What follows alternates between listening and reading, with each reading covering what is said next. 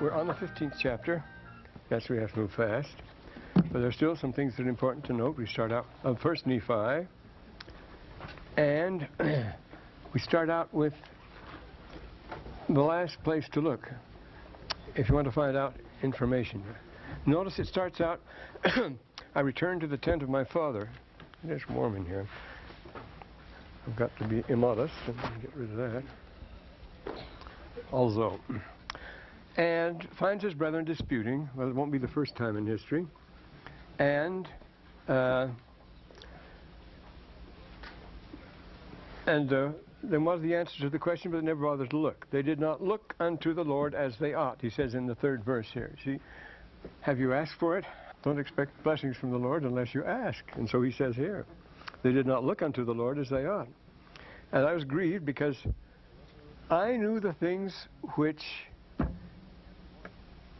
had must unavoidably happen, he says. He'd seen certain things that must happen. Notice that word unavoidably is a hard one, isn't it? Isn't it supposed to be all conditioned or so forth? Because of the great wickedness of your children. Why unavoidably? Well, you know the unavoidable play is determined by the actors. As we said before, a man's character is his fate. In the old comedy of Menander, and then taken over by Plautus and Tullus, the whole plot was always determined by the actors. I mean, if you have a rich old miser who has a beautiful daughter and an impoverished young man who is wooing her and a clever servant, you know exactly what's going to happen. And all the characters were standard, and they all wore standard colored wigs to know which one they were. The rascally servant wore a red wig. The daughter naturally was a blonde, the old man was naturally bald, and the young man was naturally black and curly, and of course he had a friend, and of course the same thing Shakespeare uses a plot, everybody uses that plot. But the thing is, the play is unavoidably predictable once you set the characters up, and it's so with all sorts of things. You get the Ship of Fools, another famous theme. You put several characters together on a ship, or the lifeboat theme. You know what's going to happen if you put one type of guy and another guy alone in a lifeboat. There's going to be real trouble and so forth. Certain types, depending on the types, or put a number of different animals in the cage, and how they react depends on the type of animals they are. You can predict the reactions pretty well. So he says here, these things must unavoidably happen. What is the situation he saw? Well, because he says it was because of the great wickedness of the children of men. So man who is born to trouble as the sparks fly upward. And he is worried sick about it. Notice he says in the 5th verse here, so we're going to have to move on here. I was overcome because of my afflictions. It was just too much. They kept pouring it on. Notice they blame him for everything. And again, it's interesting that they have a character in which they can do that, and they'll take it out on him. That's the theme of Boots. Boots is a theme that runs through all the Old Norse literature, and it's very predominant. Sir George Dasent wrote a book on it, collected the stories of Boots. Boots is a Cinderella story. The two sisters, Laman and Lemuel, you see, and they're taking it out on Cinderella because of hidden jealousy motives, but of course nothing to be jealous about Cinderella. But Boots is of course the 3rd son and the youngest. He's called Boots because he has to clean everybody's shoes, and he's made the butt of everything, and he has to wait on the other two, and of course it turns out that he's the prince in the end, and he triumphs. And this is the Boots motif, which is B-O-O-T-S, Boots, because he cleans the boots. And this is the Boots, and this is bound to happen. And they said to him, they used this excuse, we can't understand. Our father has spoken us concerning the natural branches. And then, the 8th verse here, well, have you inquired of the Lord? No, we haven't tried, because it wouldn't work if we did. And so that's a self-fulfilling prophecy. Like the old woman who prays that the hill might be removed from behind her house. She doesn't like it there. In the morning she gets up and looks out of the window. I knew it wouldn't do it anyway. I wouldn't move. It wouldn't move anyway. She knew it wouldn't. Well, that's her faith. But then, don't make such a prize too cheap. He says to them, you don't just ask the Lord. You have to do these, notice in the 11th verse, thing you have to do. First, don't harden your hearts, as they had. Make up your minds already. Then secondly, you shall ask me in faith. First you ask, then you ask in faith, believing that you shall receive. And then you have to have diligence in keeping the commandments, dependent on it. Then surely these things shall be made known unto you. But that's a routine very few people are willing to go through. Remember in the 9th section of Doctrine and Covenants, 9, 7, and 8, where the Lord tells Oliver Cowdery, you thought all you'd have to do was ask, but no, you have to get the best answer you can yourself. Work it out in your own mind first. Do the best solution you can, the best job you can on your own, and then ask me if it's all right. And if it's not all right, you'll blank out on that subject. You'll have a numbness of spirit. And I'll let you know whether it's right or not. So you have to do the work, and then you check with him, is what you do. And this is a nice way to do it. Let him ask of God. Well, again, you see how the gospel started out. Joseph Smith reading in James. If any of you lack wisdom, what do? Let him ask of God, who giveth to all men liberally and upbraideth not, and it shall be given him. But let him ask in faith, nothing doubting. Well, that's something else. If you're going to ask that way, I won't play then. I have to believe it already. That St. Augustine wouldn't do that. You see, if I ask, he starts out his confession by saying, if I ask God whether he lives, then I assume that he does. Then I'm cheating, you see. I shouldn't do that. So we have to hurry on here. And then they talk about the plasticity of the olive tree. That's referred to a great deal later on. So we'll skip the olive tree right now and the things it does and the things it stands for, and go to the process that's working among the Gentiles. Our Father hath not spoken of our seed alone, but of all the house of Israel, pointing to the covenant to be fulfilled in the latter days. Those are the temple ordinances made now, and the restoration of the Jews in the latter days. Isaiah spoke of the Jews in the house of Israel should no more be confounded, that means mixed up, and the brothers were pacified. And then they started asking about the tree. The 17th verse here, you notice here, this is a very important thing. He wants the Gentiles to be in on it too, not just Israel. What our Father meaneth that it will not come to pass until after they are scattered by the Gentiles. And he meaneth that it shall come by way of the Gentiles, that the Lord may show his power unto the Gentiles. The Lord's going to show his power to the Gentiles too. They've got to be in on the act. They're important theme. Nobody gets left out. Then we come to the tree. Well, and it's explained briefly, you know what it is. The tree is the objective. It's the fruit. It's the life. It saves you. It's the tree of life. And the iron rod is the means you get to it. If you cling to that, consistent, hang on, keep walking and so forth, and don't let go, that's good. The river, which turns out to be filthy water, that's the alternative. If you don't go to the tree, if you don't make the effort, the water will catch you. If you don't hang to the iron rod, you'll get lost in the filthy water, swept away as so many people were in those days. And the awful gulf between those on either side, that's the penalty. If you don't make the effort, if you don't you'll end up on one side or the other. And the penalty for making no effort at all, of course, is to be on the other side. That awful gulf, that's a real thing. See, we don't compromise here. In this life, nobody is on one side of the gulf or the other. You know, nobody is safe home. You can always sin. Everybody can. And Nephi is going to make that very clear later on. And on the other hand, nobody's completely damned, because it's never too late to repent, as long as you're in the flesh. So we're all in between now and making our choice one way or the other. The worst thing you can do is to assume that you've arrived on one side and your enemy is on the other side, that you're the good guy and he's the bad guy. The whole Book of Mormon is to keep us in between, in this in-between state where we are now. We're sort of balanced there. And we find it harrowing and difficult, and that's the whole thing. We're supposed to be enjoying that, the excitement of it. And then we're told in beside the tree and so forth, that a division is necessary in the 30th verse. This idea of a division. It came to pass as you go forth among the top of the mountain. Oops, this is the 15th, yes, 15th, and where he talks about the awful gulf. It divides the wicked from the tree of life, and also from the saints of God. It's between them. And that's the awful hell and so forth. And it doth mean the torment of the body, and this is both, it isn't just allegorical, this isn't just spiritual. This thing is physical as well. You suffer physically in these things. You work mentally, but you also go through physical anguish and physical pain.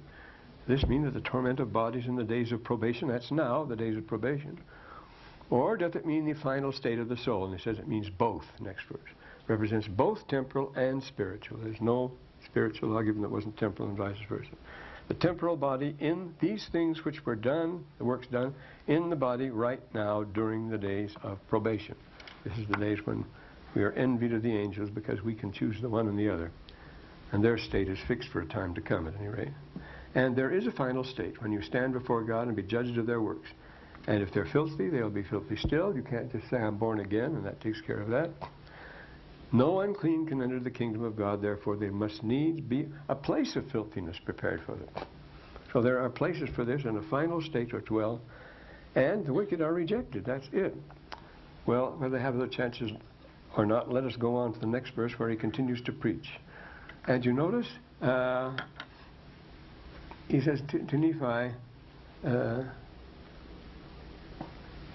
they say, behold, thou hast declared unto us hard things more than we are able to understand. We don't like to admit this. You see, why should the struggle of life be so hard? Or why should it not be hard when so much depends on it and so forth? But the interesting thing is, and we find out from Nephi very soon, that all preaching is to yourself. You're preaching to nobody but yourself. If I preach only to myself. You can see how that is here. Others may pick it up as far as that goes. That's like teaching. You point, and that's all you do. You can't teach a person. That's not a transitive verb. You might hit a person, or you might see a person aside, but you can't teach a person what you do when you teach a person. Well, teach, the word is teach, is touch. Dactyl. Didactic, that's when you point to something. See, your dactyl is a finger. Didactic, teach is the same word as touch. It just means point the finger. All I can do is point, and you look, and then you see for yourself. You see, but I don't go directly from one person to another that way. So the teacher is just didactic, and he teaches, and he points. So others may pick it up, and he goes on preaching too. And later on, you see, he tells us in the second Nephi, it's just himself he's been talking to all along anyway. I knew that I'd spoken hard things against them, and that the guilty taketh the truth to be hard. If you're righteous, he said, you wouldn't murmur, you'd face the truth. We hear a lot of this talk today, don't we? They did humble themselves. I had joy and great hopes for them. They were to be dashed all right. And so it was a settlement, and the tent was a settlement. You notice, went back to the tent in the valley of Lemuel. The father had been living there a long time now, and they got married there. He married the daughters of Ishmael. Nephi took one of the daughters of Ishmael. They all intermarried with the Arab family, and Zoram also married the eldest daughter of Ishmael. That shows he was more advanced in age than some of the others. And then finally the time had come to move. They'd been there a long time, and the Lord ordered them to move. That night he got the commandment. The orders came through on the morrow that he should take his journey into the wilderness. Now it is the Rehlah, as the Arabs say. The Rehlah Beni Halal is the best parallel to Abraham in the could have brought it along. To Abraham in the wilderness, Lehi in the wilderness is the Rehlah Beni Halal. The Beni Halal were a tribe way back in pre-Islamic times who wandered clear from Central Asia way over to Morocco, as a matter of fact, looking for a place to settle. And they went by night so people wouldn't see them, and they couldn't build fires. They were constantly hiding, and they were suffering greatly for lack of food, same as Nephi's company. He tells us, remember, we didn't build fires.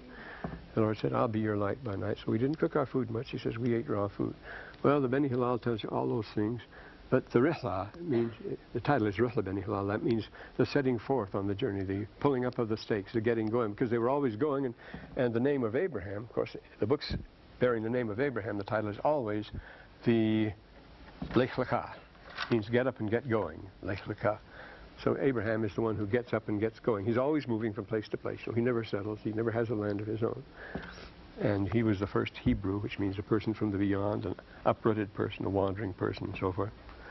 And as we're told in the book of Deuteronomy. Now, so they marry the wives, and he's ordered to move.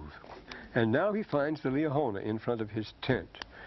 In 1961, this writing of Fod's, do I have it here? Yeah, here it is.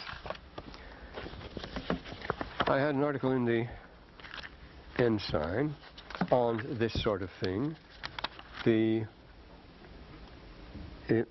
looking at the Fod's book here. Gee, there's a lot of sources on this. But this new book had just come out, and it really helps out here. And that's the writing of Professor Fod. Well, anyway, just a few notes from this. We sum up here. Lots is said about that. A good deal is said about the Liahona in the Book of Mormon. We're not going to give it all here. Just this summary. First, the Liahona was a gift from God, and the manner of its delivery caused great astonishment. It was just found in front of his tent the next morning. Second, It was neither mechanical nor self-operating. It was not a mechanism. It worked solely by the power of God and solely according to their faith. So it wasn't magic. A magical thing would work by itself. Thirdly, it only worked in response to faith. That's it. Diligence and the heed of those who followed it. And fourth, yet there was something ordinary and familiar about it. It was called the small means by which God worked. It was not a mysterious, untouchable object, they call it, but a temporal thing. So ordinary that there was a constant tendency of Lehi's family simply to ignore it. They wouldn't pay attention to it, whether it worked or not. According to Alma, their needless year-long wanderings in the desert were because of the fact they ignored it most of the time. Then, fifth, the working parts of the device were two spindles or pointers in a case, in a globe. And these special writings would, on these special writings would appear from time to time, clarifying and amplifying the message of the pointers. And remember, Lehi was terrified when he saw the writing on the ones. Told him about these things. The specific purpose of the traversing indicators was to point the way they should go. Eighth, the pointers were mounted in a brass sphere whose marvelous workmanship excited the wonder and admiration, because instructions sometimes appeared on this ball too. And the device was referred to descriptively as a ball, functionally as an indicator, and in both senses it's called a compass in the Liahona. On occasion, it saved Lehi's people from perishing by land and sea, we're told. If they would but look on it, they might live. And then 11th, it was preserved for a wise purpose long after it had ceased to function. It was a museum piece. Then prepared specifically to guide Lehi's party to the promised land. It was a type and a shadow, he tells us, of man's relationship to God during this earthly passage. Now, we're not going to Alma's description here, but going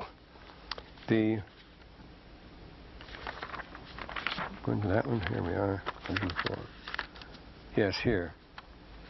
Time to turn to Fod's new study of Bellomancy. Bellomancy, a bellows is to throw anything, a ball, so anything you throw is done. Bellomancy is to divine or tell fortunes by throwing rods or sticks or jackstraws or things like that. Bellomancy is the practice of divination by shooting, tossing, shaking, or otherwise manipulating excuse me, rods, darts, pointers, or other sticks, all originally derived from arrows. Over 10 years ago, I had written a long writing, not so long after all, on the arrow of the hunter and the state in which I had used the technique of arrow divination at an early time. It was read by every major anthropologist in the country before it was published, after they'd all approved it. So it was a good article. And now Fod has unearthed this evidence. Now he begins by pointing out that arrows used in divination were called keith or zalam. And I guess I should write it on the board. Keith, zalam is a common one. It's very interesting. It's an ancient word which he practically discovered, the zalam, and the other one is the keith. The Arabs don't put a U after the Q, you see, as the keith. It was called keith or zalam, this arrow was. And they didn't have heads or feathers on them. They had been removed. They were just spindles was what they were, shafts or pointers. And Lane's dictionary, which in many volumes, it goes into the usual spiel about what a zalam is. Zalam, plural zalam, means divining. Quote, arrows by means of which Arabs in the time of ignorance, that is before Islam, sought to know what was allotted to them. They were arrows upon which the Arabs in time of ignorance wrote command or prohibition. One of them said go and the other has said start. Or upon some of which was written, my Lord hath commanded me, and upon the other one, my Lord hath forbidden me. Or there were three arrows, he's quoting from various Arabic writers here. Or there were three arrows upon which one was written, my Lord hath commanded me, etc., and the third was a blank. And they put them in a receptacle and took forth an arrow, and if the arrow upon which command came forth, then they went on to accomplish his purpose. But if that upon which prohibition was written that came forth, he refrained. And if the blank came forth, they shuffled a second time, went over again. That's the joke, you see. And these belonged, the Zalam were arrows that belonged to the Quraysh. Now it's very interesting that in the Pearl of Great Price, one of the figures representing the four tribes under the couch there, the four quarters of the earth, as they're told in figure 2, facsimile 2, figure 6, it represents the tribe of Quraysh, which was existing at a very early time, the Quraysh. It's the oldest tribe. It's the tribe of Muhammad. It's the tribe, you know. And they belonged especially to the Quraysh. And upon them were written, He hath commanded, and He hath forbidden, and do thou not.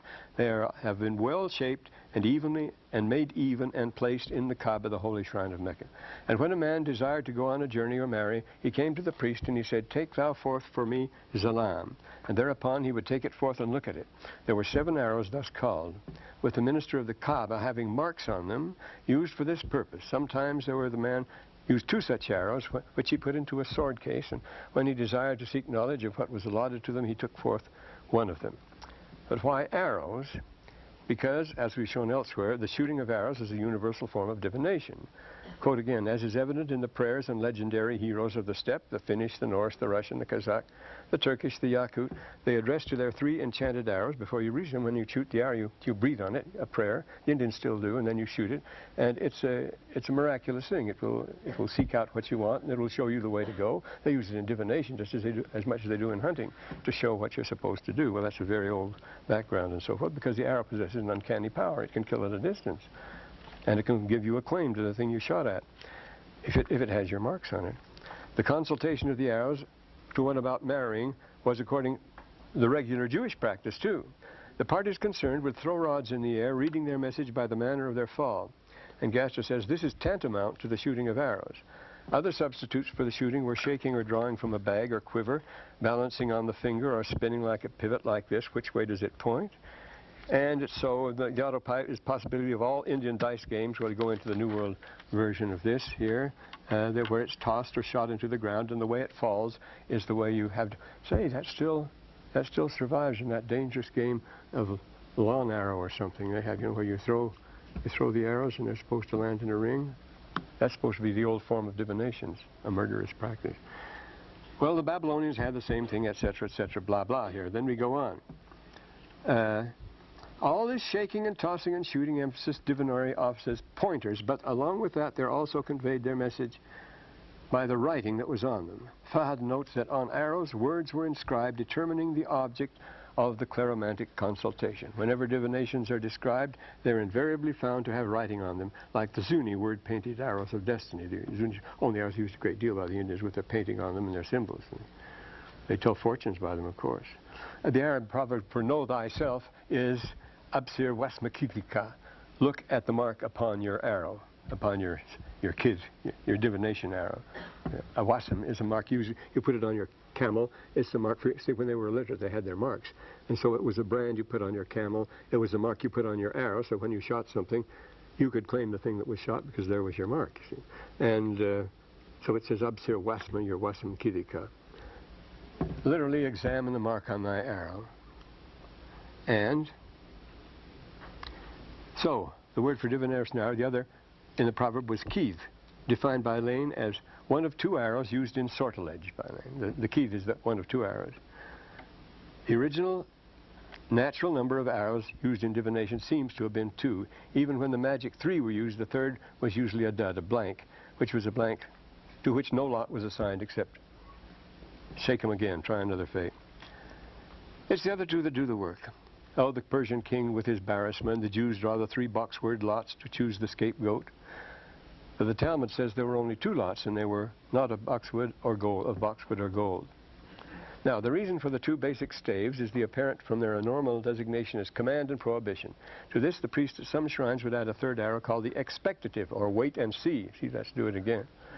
But the original arrangement was that of 2 arrows designated advisability or inadvisability of a journey. They were designed as the safar, which means go ahead. Our word safari comes from that. Safar, proceed on the journey. And the other as khadr, or stay put where you are. So you see, from Lane, it's clear that the resultants, the regular consultation of the arrows were those who faced with travel problems. All the others were secondary. The patron of the caravans of the Hejaz, from time immemorial, was the archer god Abgal, the lord of omens, in his capacity as master of the arrows of divination. The inscription on the arrows themselves gave a top priority to travels. Typical examples from various systems, which employed 2 all the way from 2 to 10 hours. Go slow, bata, drag your feet. Speed up, sari, hurry. Water, that's what you want. It just says water on it and so forth. Or stay where you are, or get moving, or you are in the clear.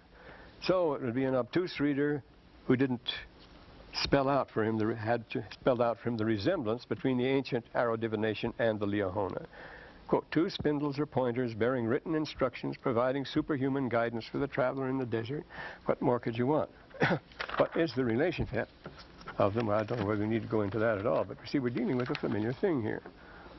On this, the Book of Mormon is remarkably specific. Both Nephi and Alma go out of their way to insist that the Liahona did not work itself. It was not a magic thing, but worked only by the power of God, and so forth. And he used it to steer his ships and so forth, and he called it a compass. Well, it goes on and on. And the use of the word compass, that's a complete one too. So, anyway, we had this. Oh, well, incidentally, you can find that article, let me put it on reserve, in the era for February 1961, pages 87 following. Improvement era, 1961. And, but it's an interesting thing that here we have Joseph Smith inventing the divination arrows of the Liahona. And many people have dealt with the words Liahona. It's interesting. Shinari, we had a teacher from Hebrew University here for some years. In fact, he bought a house in Provo. He was so fond of him, he wanted to come and visit often. And his name was Shinari. The first thing that fascinated him, he never joined the church or anything like that, but the first thing that fascinated him was this name Liahona.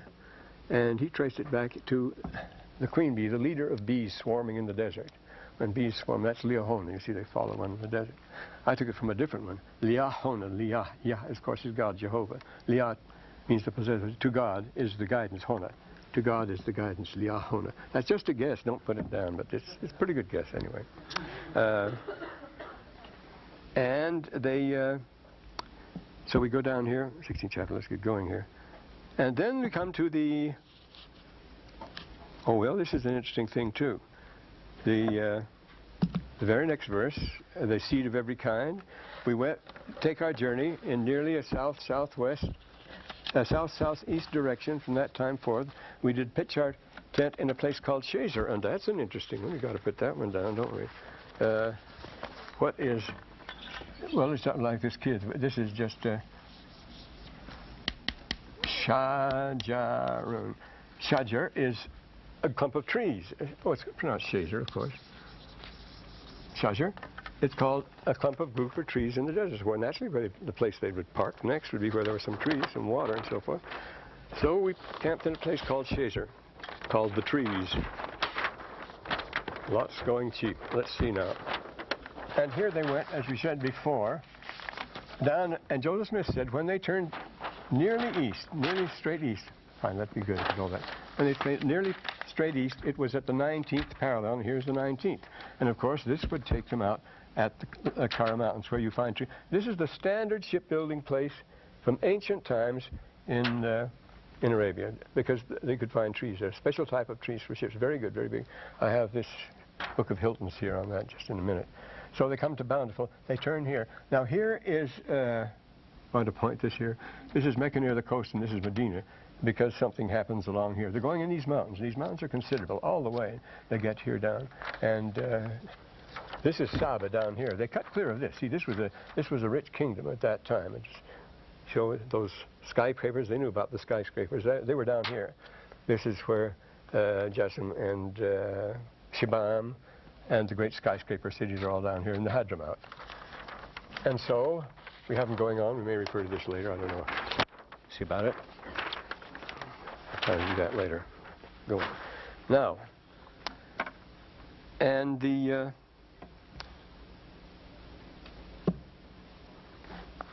notice at a place called Shazer. They go forth again in the same direction to the 4 fertile parts of the wilderness, which are in the borders near the Red Sea, and we had those pictures of the rivers, the underground rivers that flow along there, and make more fertile parts of the wilderness where you get the Rimph. I don't have one of those now, so we'll let that one go. And say we can't linger on the antiquities, but I think they give a very good backup to the lessons that follow. I mean, you could say the preaching was just Joseph Smith preaching, and no angel had nothing to do with it. But when you get a record as full and as vivid as this, there's something going on. Now they followed the ball in more fertile parts of the wilderness near the Red Sea. And his bow was made of fine steel, and I'd break my bow. In Palestine, from time immemorial, they only used composite bows. They did not have the complete. That's why they considered it a miracle when Nephi made his bow. The composite bow, you know, has a handle of ivory or wood, and then it goes back like that. And well, you see in the drawing, it goes clear forward like this. Then you have to turn it way back to get plenty of draw on it, but it goes back like this when it's beautiful bow. When it's drawn like that, you see. But actually, if you unstring it, then the metal part and the metal parts, they were of bronze, which doesn't spring like steel, but steel is the best. And now it's a thing that's known, just of recent years, that steel is as early known as anything at all, and for an obvious reason. Steel is a mixture of iron and carbon. When you start making it, if you're using coal or wood or anything else, and you have to get an awful high temperature, you're going to get carbon mixed in with it, and it won't make inferior iron. Sometimes it'll make good steel. But anyway, we know they have those pictures of King Tut's from 700 years before, his beautiful steel dagger and so forth. No, but they had steel bows, and they only used composite bows, which were metal. You could use metal. See, this part was bone, ivory, or wood. You could put it in here, and it wasn't so demanding. You see, you could replace parts and so forth. But he broke his steel bow, and that was bad, and it meant the family was going to starve because everybody depended on it. Now, Saxton Pope, in his classical work called Hunting with the Bow and Arrow, says the average bow is worth 100,000 shots. After that, it loses its spring. You can't use it anymore. So Lehi, who seems to be a very capable fellow, must have been using his bow for years. But anyway, it says their bows had lost their springs, and that would happen. Notice in the 21st verse, the loss of my bow and their bows having lost their springs. And as a result of this, they're very hungry. He returns without food. They did suffer much. And now what happens? Notice the 20th verse. Now who is righteous? Who has a perfect faith? This is the nadir in their travels, you see. And also my father began to murmur against the Lord his God. Lehi himself, you see. Yea, and they were all exceeding sorrowful, even that they did murmur against the Lord. They were all murmuring against the Lord. Not just Laman and Lemuel, but Lehi himself. We've got to watch these things. And then they'd lost their spring, so it came to pass he did make, I need the map after all. He did make out of wood a bow and a straight stick and an arrow, and therefore I did arm myself. And he asked the Liahona where he'd go to find game, and he found it in the right place. That's looking in the wrong place. The reason I noticed Mecca Medina there is along the coast here there was a German baron called Julius Euting, who wrote a classic work on. He wanted to hunt. He hunted everywhere, and he found very good hunting. The only place in Arabia where you could, well, you just find very good hunting in the mountains along here, especially Mount Jashem and Mount Odz. Well, they're important because they're the only places in Arabia where you can find knobwood. Knobwood is wood for bows. It makes excellent bows, but it is exceedingly rare, and it's only found in the mountains right along here, and this is where they would have been at that time. He says, keeping in the mountains near the Red Sea and so forth, and they came here and they lost their springs and all that. So this, we don't know where they were exactly, but around the same area where you find the bowwood at Mount Jashem and Mount Odz, you also find very rich game, oryxes, mountain goats, everything you can imagine, at the tops of the mountains. Of course, those creatures live up high. They don't live down in the desert. Though the other day, a Rocky Mountain with sheep was seen just in the hills just north of Mesquite, of all places. I don't know whether it got lost or not. But so there was a place where he went to hunt. He says, well, he says it here. I did make a bow out of a straight stick. That would be, and out of a straight stick, an arrow. So he got the right wood, and he got the arrow, and that's where he would have to get it. And then he asked whether he should go to obtain it, and he looked on the ball. His father looked on and did tremble exceedingly at the words, because there was a new writing on them, which was plain to read. So he goes up into the top of the mountain, which is where you find this type of game, enough to feed the family, according to the directions which were given on the ball. I did slay wild beasts and obtain food for our families. How great was their joy when he stumbles into camp bearing this stuff. They did humble themselves before the Lord. And from that time, we did travel nearly the same course. They just kept that almost due east, slightly south course, that we might tarry for a space of time. Notice, this is the way they did it. They would pitch their tents and tarry for a space of time. That's why it would take them 8 years. It was strenuous going. They would tarry and rest. And Ishmael died in a place called Nahum. Now, the Arabic word Nahum means to mourn. And Nahma is a graveyard, so obviously a place called Nahum would be the best place to bury him, wouldn't it? Nahma means to mourn. And the daughters of Ishmael, and also this is the characteristic of the Jewish as well. I left home the book I was going to read, for which I suppose you can be grateful. But it tells you, I assure you, it tells you in that there book, that it's always, whenever a person dies among the Arabs, among the ancient Hebrews, the daughters and only the daughters who have the privilege of mourning, anciently. They used to, later on, they hired professional male mourners and things like that, but in the early time that was unthinkable. It was the mothers and the daughters, but specifically the daughters who mourned for the dead, both at the burial and at the funeral. And from mourning they went to murmuring. You see, you were to blame for all this is what they come around to, the same daughters, you see. But notice the daughters of Ishmael, following their Ishmael custom, mourned exceedingly because of the loss of their fathers. And of course I say that reminds them of other things. They did murmur against my father for bringing this whole thing on them. And against my father and also against me, says the next verse. They have it in for him too now. And now the Laman and Lemuel, see, are familiar with the practices of desert communities. Everybody is. What we have in these verses 36 and 37 and 38 would come right out of the Dead Sea Scrolls, wouldn't it? This is the sort of thing they're doing. But we know, as we say from the Nahal Cave, or the caves there, that they were going back from very early times, long before this fall of Jerusalem. People were fleeing to the caves and establishing communities in the wilderness to make straight his ways. After all, doesn't Isaiah say that? We've go into the wilderness, prepare a highway for the Lord, make straight his ways, and so forth. That's what they were doing. And this is what the people at Qumran said they were doing. And Nephi said in 1921, he says, I read Isaiah to my people to compare them with us, that might be for their profit and learning. It compare all the things in Isaiah with our own situation. So this is one of those recurrent scenarios. They're familiar with this, going out in the desert to prepare when things are bad at Jerusalem. And so they say, let us slay our brother, also our brother Nephi, our father, also our brother Nephi, they're going pretty far, who was taken upon him to be our ruler and our teacher, who are his elder brethren. That's what they couldn't stand. The law of seniority is very strict among the Jews. And to give a firstborn second place to another was a grave offense. You must almost say they were legally in their rights. I know some family cases that are very pointed on that. He tells us these things, they say in the next verse, and he worketh many things by his cunning arts, that he may deceive our eyes, thinking perhaps he may lead us away into some strange wilderness, some unoccupied patch of the desert, to settle down and make their community where he can be the leader. Is the idea, see, to some strange wilderness, and after he has led us away, he has thought to make himself a king and a ruler over us, that he may do with us according to his will and pleasure. And in this manner did my brother Laman stir up their hearts to anger. Now Laman leads it because he's the oldest, and he felt he should be the leader.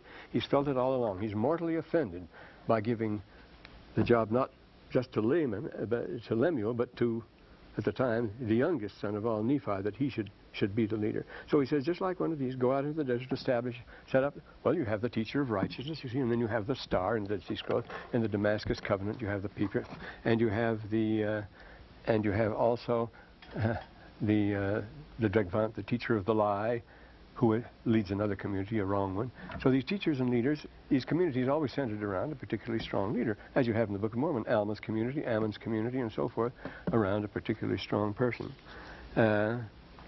But the voice of the Lord came and spoke many words to them, and did speak. The voice of the Lord came and did speak many words to them, and did chasten them exceedingly. Well, now, how? It was through Lehi, or Nephi. He says, he had chastened them exceedingly, and after they were chastened by the voice of the Lord, they did turn away and repent of their sins. What would make them do that? Well, it's obviously what happened. Nephi revealed their plot. He deflated Laban. See, Laban was the leader. Laban is trying to stir them up. And when he's exposed and what he is up to, even patricide, this sort of thing, then he's gone too far. And then then he's definitely deflated. It was a very shameful thing which he proposed when they thought it over. And so they did repent of their sins, and the Lord blessed us again with food. And then we come to a very interesting statement here.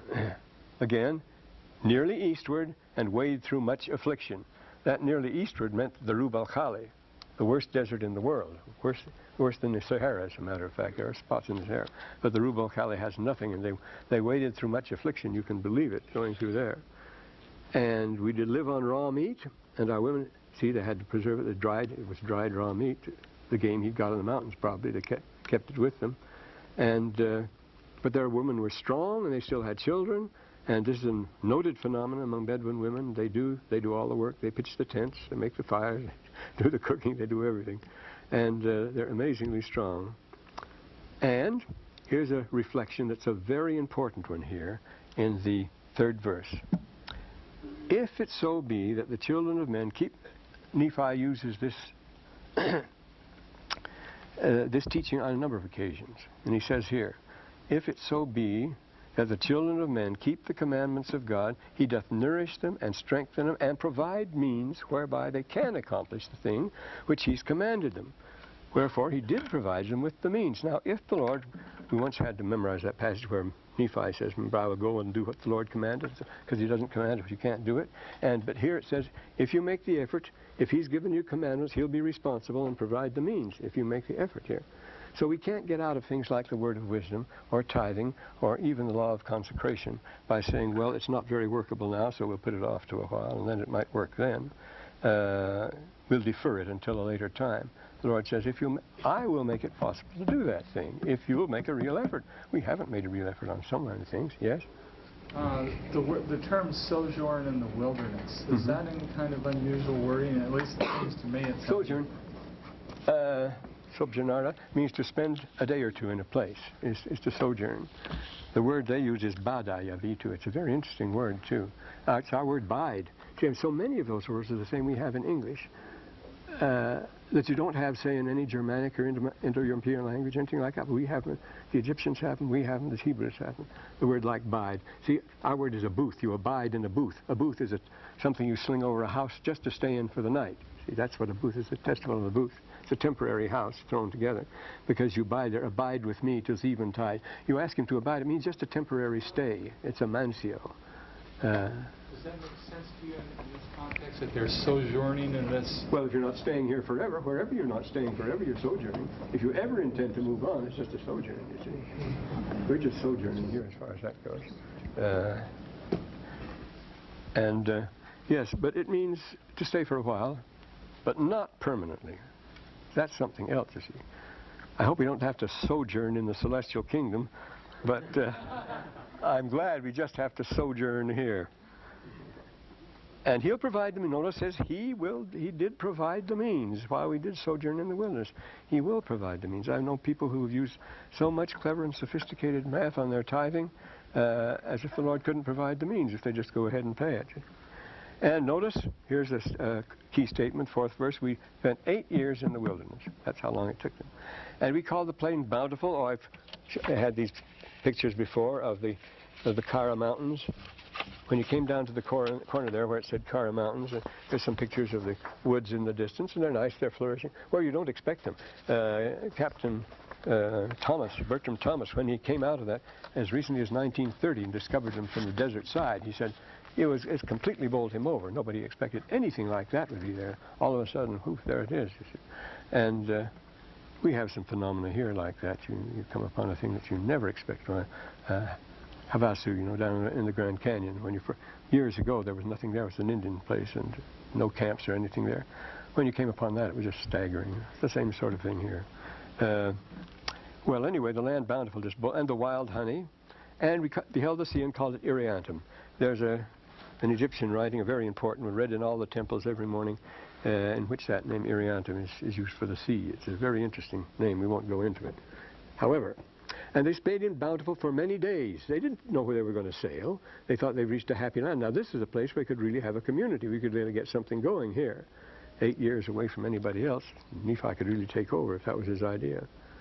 And then came the thunderbolt. The Lord spake unto me, saying, Thou shalt construct a ship. What, me construct a ship, he says? He didn't know anything about ships. And then he told me whether I should go to get the ore to make the tools and construct a ship after the manner which thou hast shown unto me. No time to experiment. He went straight ahead with it. The Lord told me where I could find the ore. He couldn't waste time exploring. And he made a bellows. He knew about that. See, remember how the boys are attracted. They admire the fine workmanship on the handle of Laban's sword. They're connoisseurs because they have precious things. He always says precious things of gold and metal and bronze and so forth. The brass plates and things. Precious workmanship. They were struck by the beautiful workmanship on that brass ball and so forth.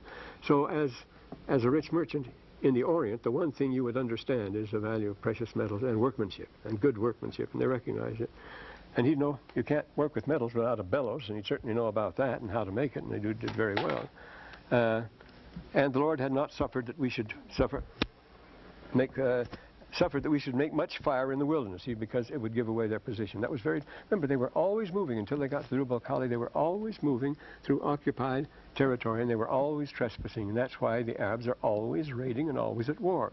They're always killing each other, and you always have to have the veg, you have to have the Gaza. Our word raid comes from that, the Gaza. It's your obligation, your sacred obligation, to raid and plunder the camp of anybody whom naturally you consider as trespassing in your land, which you can show by tribals' records was really their land a long time back. They can show, and so this goes on forever. So you don't build much fire. This is made very clear by Doughty and other writers on the subject. When you're traveling in any dubious territory, don't, either by day or night, because the Lord said, I'll be your light in the wilderness, and I'll play the way before you, so you don't give yourself away by the smoke, and you don't give yourself away by the light. There is a book by, now the time is up, Hilton's, Lynn Hilton. He, in order to trace Lehi's trail here, what tells us here what had happened, the challenge given to Dr. Lynn Hilton and his wife, Hope, by the Ensign magazine, they asked him to do this. They financed the tour. Yeah, they didn't have to, because he opened a pump company in Cairo to sell pump for irrigation, to sell mostly pumps to the Arabs over here as an excuse to get him into the country, because it's all forbidden, you see. If you're not a Muslim and so forth, you can't go into Oman or anything like that. That's all closed country. But as the head of a pump-selling outfit, which was in considerable demand among the Arabs and sheikhs, he could get himself into these lands and take this trip of Lehi's and search Lehi's trail. He went to all that trouble just so he could trace Lehi's trail. But as I see now, yes, we'll have to go now. But anyway, he says here, he was asked to do this. They traveled extensively in the Middle East and have a business interest there. That's the pump company. We asked them, quote, to follow the steps of Lehi from Jerusalem to the land called Bountiful, if you can discover where it might have been. It's a report of their adventures. It's published in the year 1976, beginning in October. And they went and traveled, and they show us they had some marvelous experiences, followed right down along the coast. They finally got to the place where they build boats, and it's interesting they build them now the way they always built them, because after all, we have very accurate pictures of boats, both Asiatic boats and Nile boats. And, well, for example, the famous ivory handle, an ivory knife handle from Egypt from the First Dynasty, shows a battle between those boats very vividly, and how they were made. And some were made without using any nails at all, by tying them, lashing them together with hemp, which you can get from those trees, incidentally. And the other was made by metal. But remember, he had a forge and he had metals, and he could have used nails and bolts to hold his ship together. But it was a new kind, and the men were very much impressed when they saw it, because there's nothing that impresses a person like a well-made boat. And when he succeeded in, remember, well, we'll have to take that later, but we'll have to go faster than this too, won't we? Before we get to the heavy stuff.